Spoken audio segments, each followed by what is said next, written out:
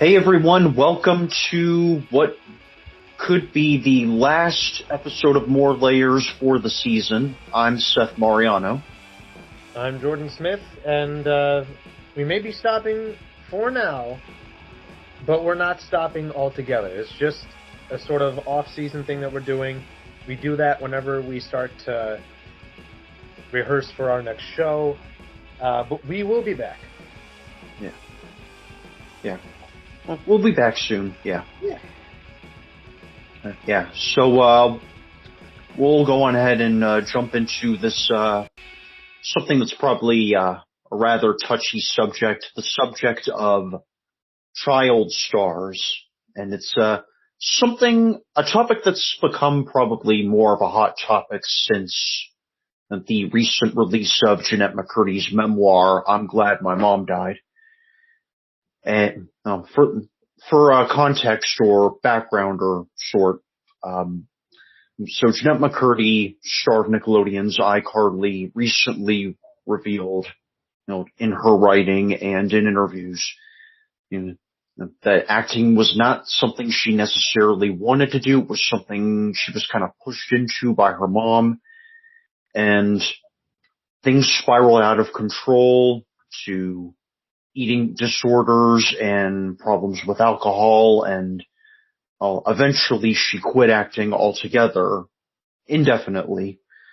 But yeah, this is not the first time something like this has happened. That sort of parent-child dynamic in Hollywood. There's been in cases like Judy Garland, Michael Jackson, Natalie Wood, and I feel like this is something I think Hollywood has been downplaying, or the entertainment business has been downplaying too often, too much, and I feel like, we've got to do something different if it's going to stop. Yeah, I even wrote in my notes that, sometimes child stars on their own can be an issue, especially as they get older. But I did say that sometimes the parents can be the problem. Sometimes because they're the ones capitalizing off of it. And an example I wrote down was Lindsay Lohan. It's like, yeah, some of the choices she made were not the greatest, but her parents were just as bad, if not worse, from what I understand. So, granted, I don't know them personally, so I can't say as pure fact, but from what I understand, her parents were not making it any easier. And then another example I wrote down were shows like Toddlers and Tiaras, which, for those that somehow don't know what that is, it's basically a beauty pageant, but with really, really young kids, which already sounds bizarre enough, but if you've seen even a short amount of that show, then you see that not only are some of the kids not well behaved, but some of the parents can be nasty. Yeah, well, I haven't watched enough of it, but I've heard stories, and I probably don't even need to see it. Yeah, I don't recommend it, and if anyone decides to skip it, you are not missing much. No. But I did also bring up iCarly because of the whole thing with Jeanette McCurdy and what was going on behind the scenes. But I think she listed Miranda Cosgrove as somebody that she could go to. Like she's the girl who was playing Carly in iCarly. And Jeanette McCurdy, I'm pretty sure, was saying something along the lines of Miranda being a good friend throughout the whole process, somebody that she could always turn to.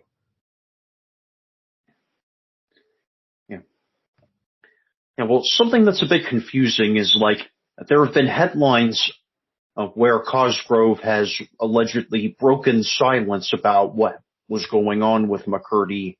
I'm not sure if she actually revealed much or how much she actually knew, but either way, it's refreshing to see. She pretty much started out as a child actor herself, kind of grew up on projects like that and Drake and Josh, but she seemed to turn out okay. I don't know what made her situation different, but she seems to be doing okay though. Yeah, I mean, iCarly, I don't know if it necessarily got rebooted. It more so seems like a follow-up to the original series under the same name. But she's doing that show as well as the guy who plays Freddy and her older brother. So yeah, she's still doing well for herself, from what I can tell. But I also wrote down that a lot of child stars will, for the lack of a better word, fall simply because they just got too famous too fast and they don't know what to do with it at that age.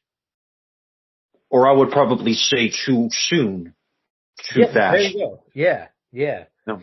Well, because when you're a kid, we say like you're growing up, which kind of, in a sense, if you think about it, implies you've still got some mental development ahead of you. Hmm. So, and when you've got a job at that age, it can kind of stunt that. It really can.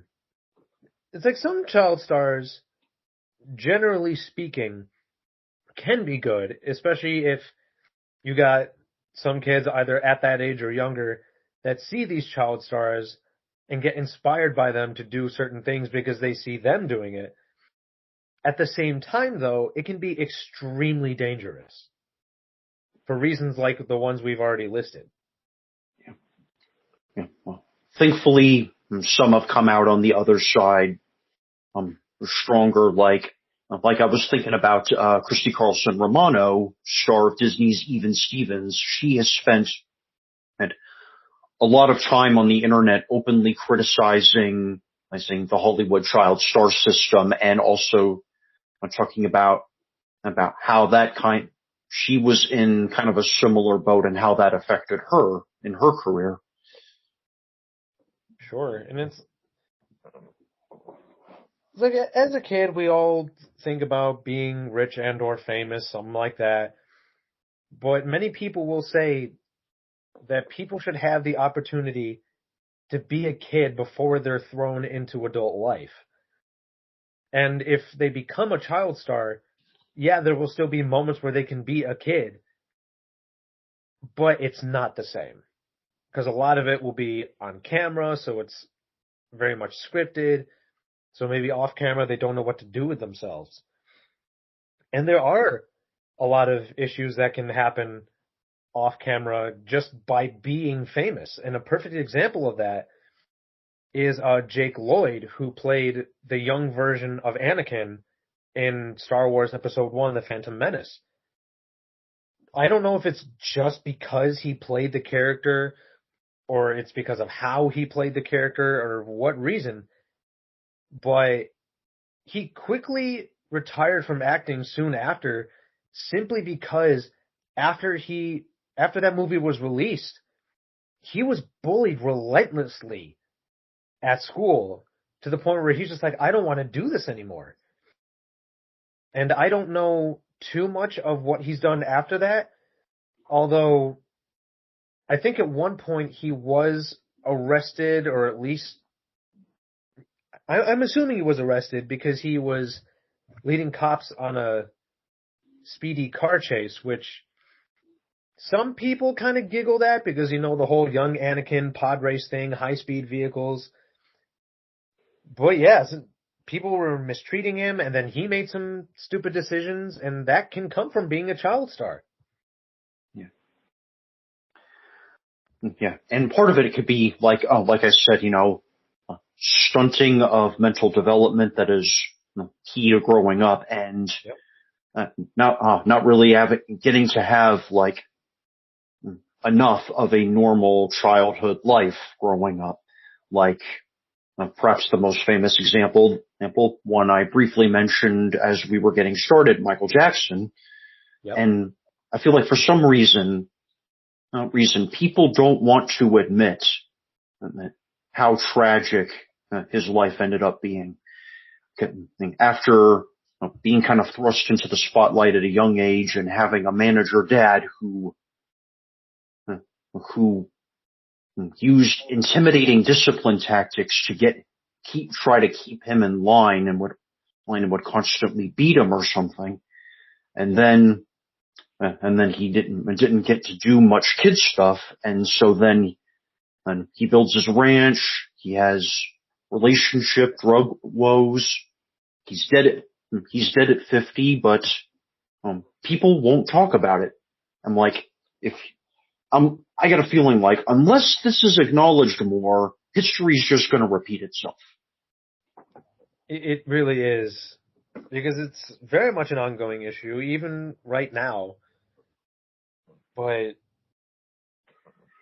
while I am kind of envious sometimes of people who are somewhat younger than me that already have an established career for themselves, in a sort of not so twisted way, I'm kind of glad. It's like, yeah, I'm kind of busting my tail trying to get a career off the ground while these people already have one set at a younger age. But at the same time, I still had the opportunity to live as a child, grow as a child, and be raised by wonderful parents. So, yeah, I'm not a full-on actor yet, at least in terms of an established career that I'll be doing for a good chunk of my life, but I still had a really good upbringing, and I think that will help me become a better actor in the future. Yeah, I feel like if I didn't have the good family or the close friendships that I've had in my life, I don't know if I would be as sane or sound as I am. I feel like, there's like so many people in my family and good friends who have been such a positive influence, and I feel like that's something you really can't underestimate. Exactly. I was lucky to have a wonderful family. I'm still lucky, I should say, because, I still have a family. My brother and sister both were great influences growing up. They still are. I still very much look up to both of them. My dad, he raised me well. One of the things I always liked about him is, despite the issues that he had, he would work to make sure that his kids didn't have the same issues. Like, for example, he didn't always like asking for help, but he made sure that we did. Well, I don't always like asking for help either. Oh yeah, I definitely don't always like asking for help, especially if I think I'm fully capable of doing something on my own. But at the very least, my dad raised me in a way where I always at least consider it to ask somebody for help. And my mom, I've said this God knows how many times, sometimes to her, sometimes to other people, but she is the definition of a champion. On top of raising 3 kids simultaneously, in the past couple years or so alone, there have been many things that are very difficult to live through or endure, whatever words you want to use. But despite all that, my mom's still going. She's still fighting. And that is one of the biggest inspirations I have had in my life. It's like, no matter what kind of terrible things are thrown at you, it's always good to get back up and keep pushing forward. Yeah. Well, that's really good. For sure. Yeah. Yeah. Well, off track a little bit there, but I felt like I needed to say it. No, I think it's relevant. Okay. Yeah. Yeah. Well, we'll just go on to this our little curious question portion, and this one was a little tricky for me, but did the best I could. But So the question is, if you were the head of a major sports league, what are some teams you would want to create? Yeah, I really had to think about this one a little bit because I was trying to think of teams that I could see being legitimate, but then as I thought about it more, I kind of just came up with what I thought were creative ideas. And I came up with a few. Most of them would be relevant to me somehow. Um, but the first one I thought of, and this isn't necessarily NFL teams exclusively. In fact, No. none of them technically have to be. But the first one I thought of was Tampa Bay Pinchers. It was hard for me to come up with a cool sounding Florida team name, but it's like, Florida has a lot of different sea creatures, and they already have dolphins, so I wasn't going to do that. Um, so I kind of went with Pinchers because I thought that sounded cool. Plus, it would be a reference to uh, Sebastian, which is a character that I've played on stage before. So it's like if they, for some reason, had a sports team in Florida called the Tampa Bay Pinchers, it's like, oh, now there's two Florida teams that I really like. And it's like, it made sense to me. All right. And then the next one I thought of was the Philadelphia Wolves. And I put those two things together because it combines my favorite NFL team location, that being the Philadelphia Eagles, combining it with my favorite animal, that being wolves. So I figured if you put the two together, I would instantly fall in love with that team. All right. Yeah. And the next one I wrote down, I wasn't sure about this one because the name just didn't sit well with me overall. Kind of sounded funny, but I ultimately went with Nampa Spuds. I wanted to do something from Idaho because they're known for their potatoes, and I couldn't think of too many potato related words that sounded like it could be a sports team name. But then I thought of the Spurs, which I believe are a basketball team. Uh, I yeah, I don't San follow. Antonio Spurs. Yeah, I think you're right. Oh, Yeah. okay. Yeah, I don't follow basketball too much, so I wasn't sure if that was like basketball, hockey, or something else. But I thought of the Spurs, which translated eventually into Spuds, which fit with Idaho, and Nampa is a city in Idaho, so Nampa, Spuds, put them together. I figured it would at least be a good team for Idaho to have, and it was the closest thing I could think of potato related to sounding like a sports team.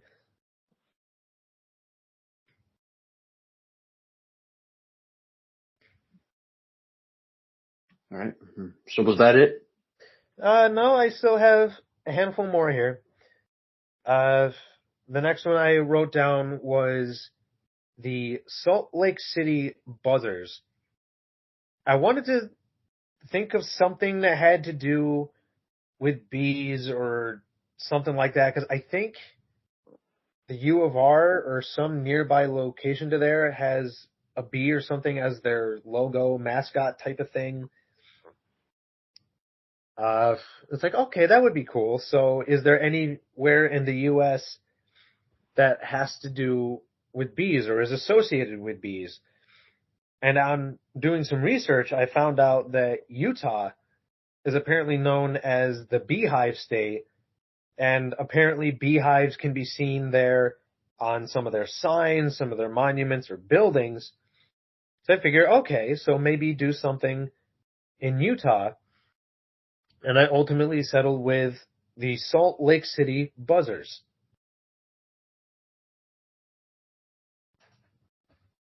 Okay. Yeah.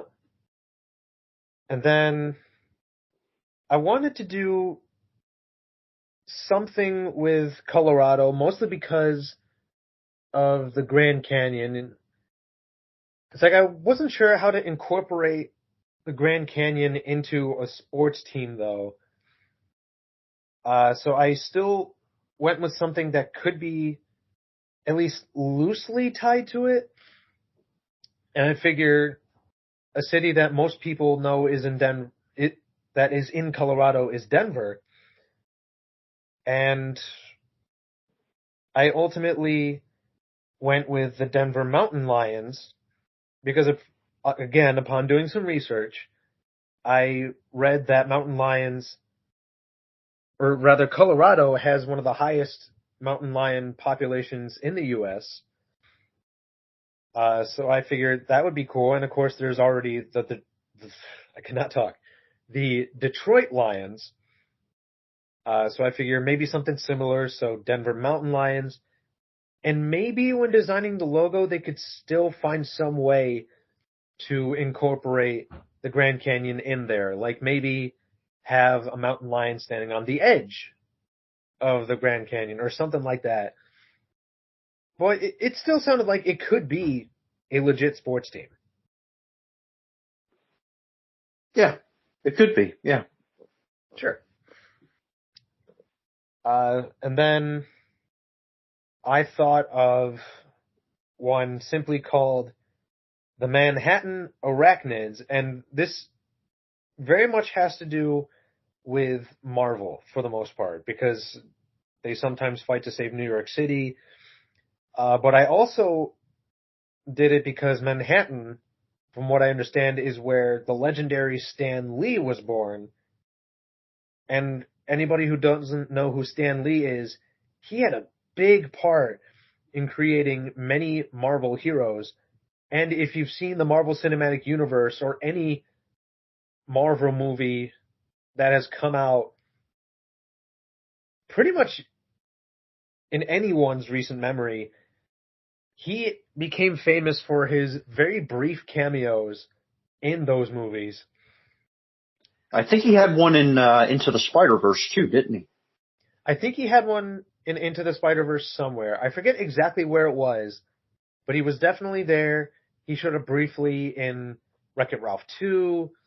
Uh, he showed up as technically himself in Big Hero 6. Uh, and, you know, if it's a Marvel character, he was bound to show up somewhere. But I went with partly Manhattan because that's where he was born, but also because that's where a lot of superheroes are. And the arachnids came from the fact that he had a big part in the creation of both Spider-Man and Black Widow. So you figure put those two together and you would have not only a cool sounding sports team, but it could also be a subtle tribute to Stan Lee. Oh yeah, for sure. And maybe they could find some way to incorporate his image somewhere in the stadium, but that's just a hypothetical idea. And then the last one I wrote down was the Los Angeles Hedgehogs. And yes, my love for Sonic comes into play here, but I'll get to that in a second.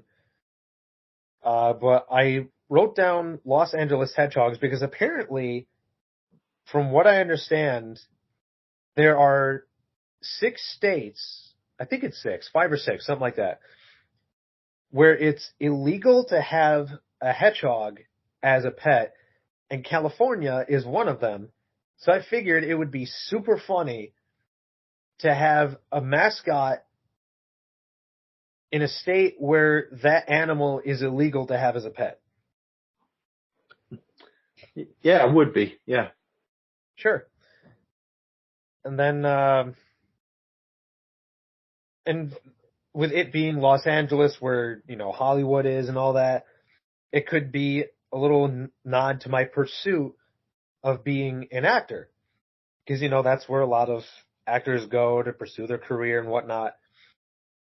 So that's where the location comes in.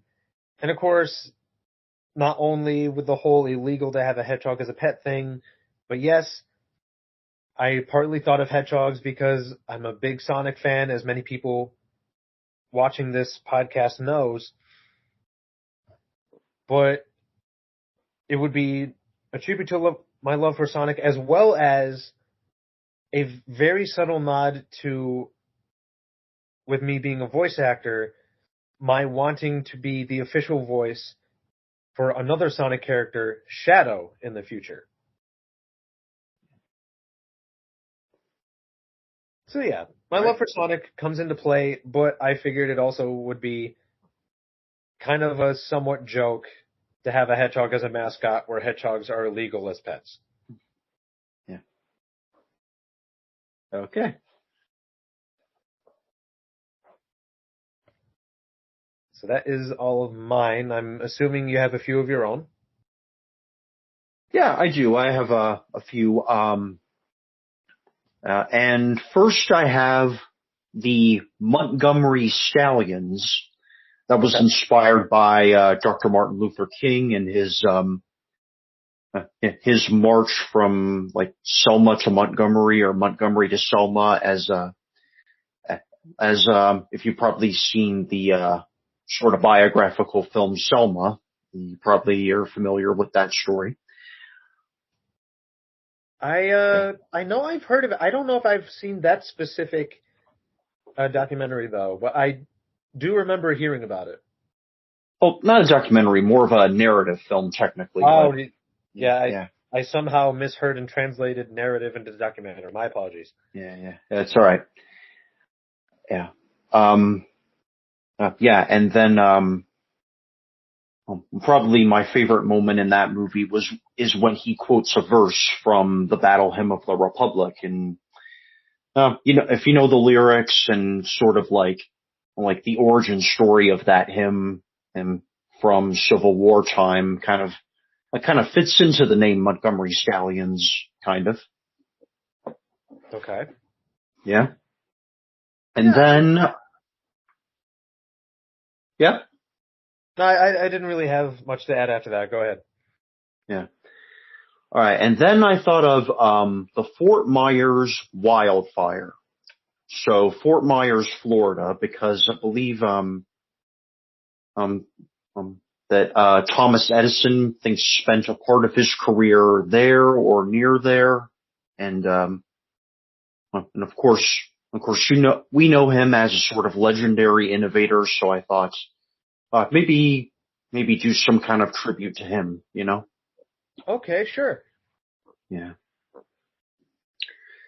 And then I thought of Philadelphia, Wales. Trying to think of something, for Philadelphia. I know that's where the Declaration of Independence was signed, and try to think of something loud, like loud voices of justice, and I guess I was kind of thinking like what's an animal known for being loud? So I did some research and landed on whales. So yeah, so take it for what it is. Well, I mean, whales definitely are loud for sure, and not everyone realizes that because they never really hear them themselves. But keep in mind, the whales can still be loud in the water, and it's sometimes tough to get sound to traverse through water. So, considering how loud whales are in the water, if they could project that kind of volume outside of the water, yeah, they're loud. All right. All right. And then I thought of the Kansas City Steam in as a sort of tribute to Walt Disney and a reference to his cartoon Steamboat Willie, which kind of for perspective, Steamboat Willie was kind of the short cartoon that kind of introduced synchronized sound to traditional hand drawn animation, more or less. And it's again Walt, I believe kind of started out kind of as a paper boy in Kansas City, and then kind of worked up from there. So kind of for that reason, I thought of Kansas City Steam. Yeah, I don't know if I've ever actually seen any Steamboat Willie cartoons, but I do recognize the fact that in a lot of Disney movies nowadays, one of the logos they show at the beginning had a brief moment of Steamboat Willie, aka Mickey, on his boat, just kind of whistling. Yeah. Right. Right. That's kind of like the Disney animation logo now. Sure. Yeah. And I mean, it makes So sense, yeah. and I like how they did it too. Because, yeah, a lot of things are animated digitally now, but the way they incorporated Steamboat Willie into that logo is through flipping pages to make it seem like he's moving, which is how they used to do it. They used to draw each individual frame of each character, and then they would make slight adjustments and put them on top of each other and flip through them really fast to make it look like they're moving. So, Yeah. considering they incorporated that into the logo, I think it's a nice touch. Yeah. And so then I thought of Los Angeles Grasshoppers because I've mentioned this before. I'm a fan of the show Cobra Kai, and it's set in the sort of Reseda, Los Angeles area, and Grasshopper. It's kind of like a popular martial arts term for like an apprentice or something. So I said Los Angeles Grasshoppers. Okay. Yeah. It's like I haven't seen Cobra Kai before. I have seen the original Karate Kid movies, at least the first two. I don't know if I saw any of the ones after that. But I do know of what Cobra Kai was at that time. Yeah. And I know a little bit about the show now, but I haven't seen enough of it to really sound educated on it, so I'll stop there. But Yeah. from what you're saying, it's a good idea. Yeah. Yeah. Thank you. Of course. Yeah. That's like, and then I thought of the St. Paul seals because of the famous company 3M. They're the company responsible for making Post-its, Scotch tape, you know, Oh, that's stuff true. stuff you think of as like sealing products in a way, and I feel like and believe that's like and they're based in St. Paul or Minneapolis, so for that reason, St. Paul seals. Now, do you think, though, when people hear that name, they'll think the animals seal, like sea lions and such?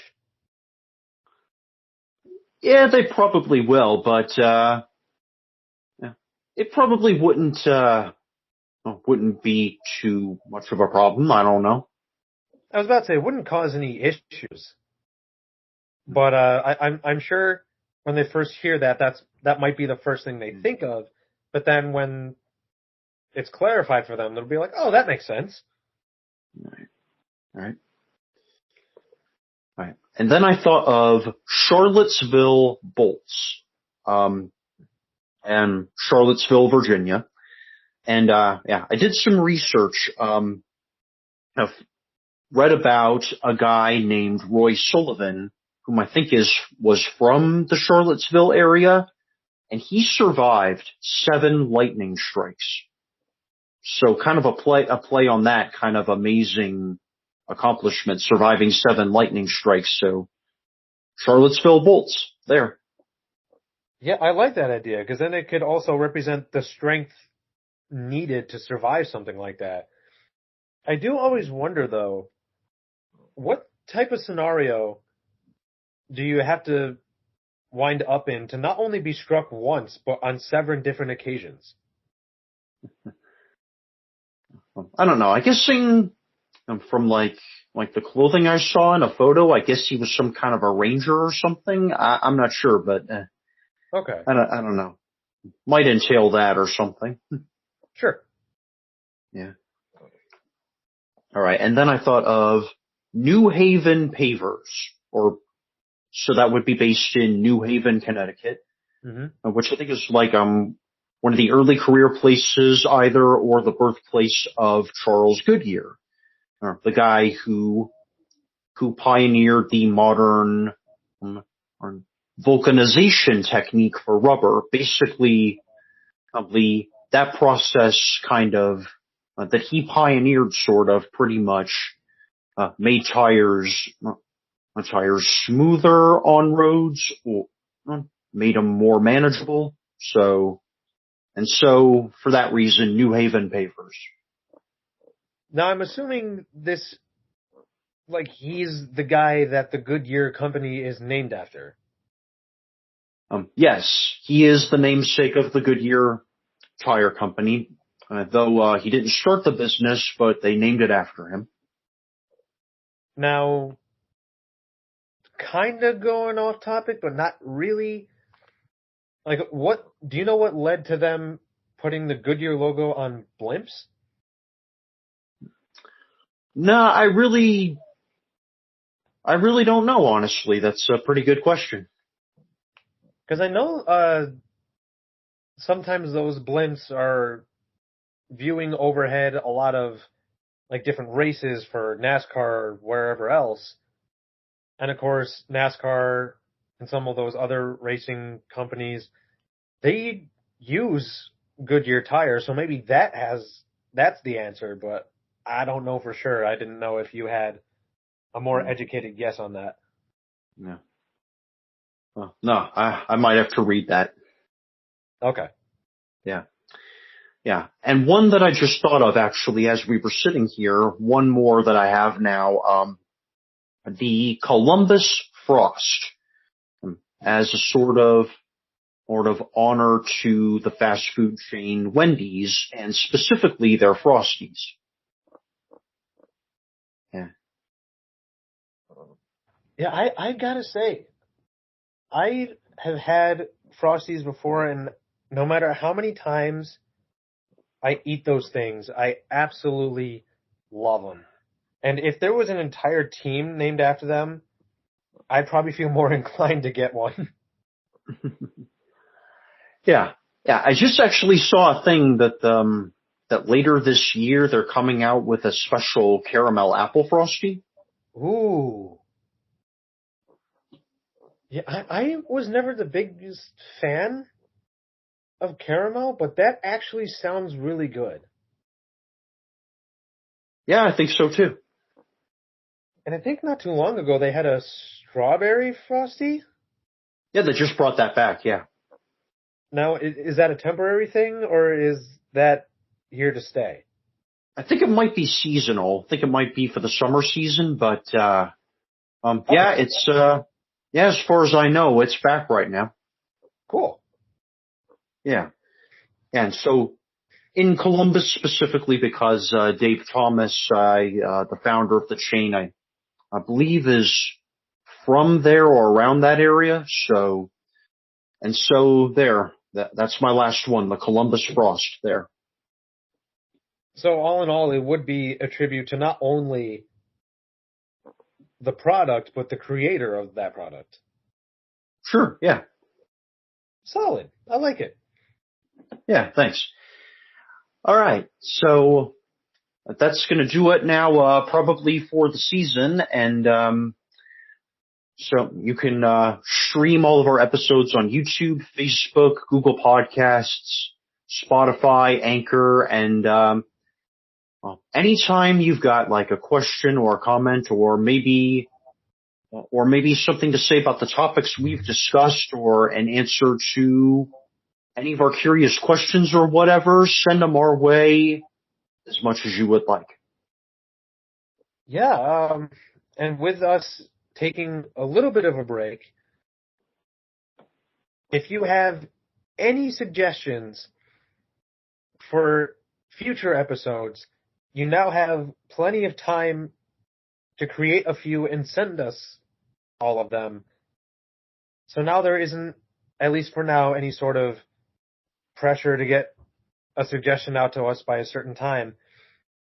Feel free to compile a whole list and send them all to us. I'm sure at least one of us will read through them all, and then especially look at the ones we really like or think we could get a lot of conversation out of. But any suggestions you have, any questions you have about previous episodes, or if, say, you want us to bring somebody on that we know personally to talk about a certain thing, that's something you could tell us too, because there have been plenty of people that we have referenced that we are friends with on the show before. So if you ever want to see us bring one of them on in the future, let us know. Well, okay, that'll do it for now, and we will see you soon. Thanks again, and see you soon. See you in the future, everyone.